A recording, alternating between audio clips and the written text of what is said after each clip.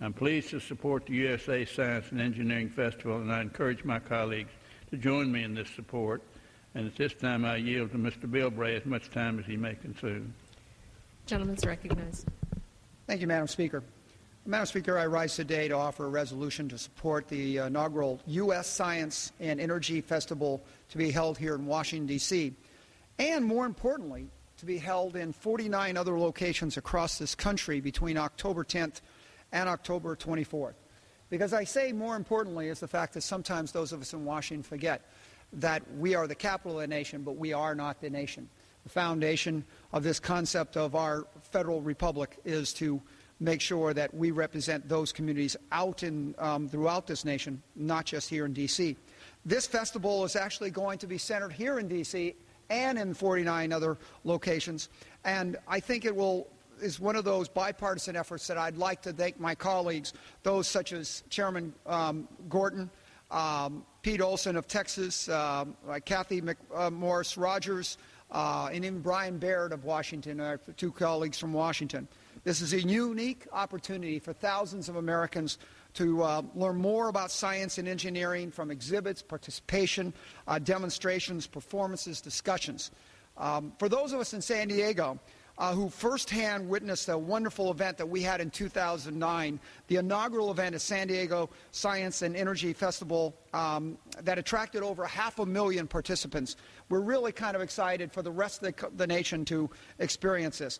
Our nation finds itself in the midst of a terrible economic recession, a crisis that is one that's been growing for generations, not one that was just spurned in the recent past. One of the key answers to pulling ourselves out of this economic trouble is to activate those entrepreneurial spirits and the scientific research that has always led America on the cutting edge of technology and of economic and social prosperity. Our nation needs this kind of stimulus.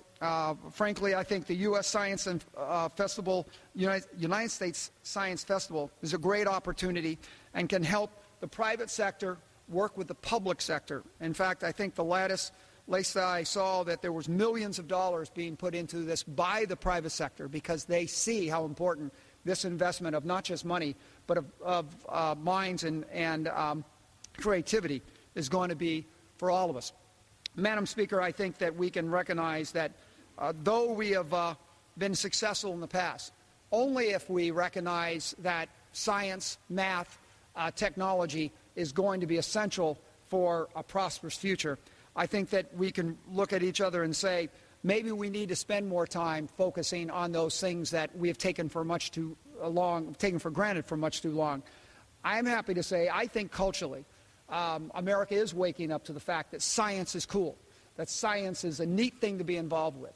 And in fact, I think that those of us will remember when the chairman and I were growing up, the great cops, the great heroes of law enforcement was, Joe Friday and the cops carrying the badge, who are still the heroes. But now that our young people are learning, it's the scientists who can find that small little particle that leads to the answers. And every day, every night, we can always turn on the television now, and we don't just see the strong cop on the beat.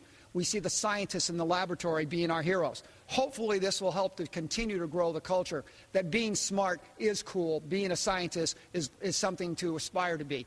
And maybe in our own little way, in our small way, by supporting this festival, we can cultivate those minds and that creativity out there, and maybe we'll see the future Alexander Graham Bells, the Thomas Edisons, the Robert Fultons, and many other great Americans who have been able to create the America we know today and the world we see around us that too often we take for granted, that science and technology made it all possible. With this event, maybe we'll be able to remind all of us how lucky we are to be in America, where freedom of mind goes along with freedom of spirit.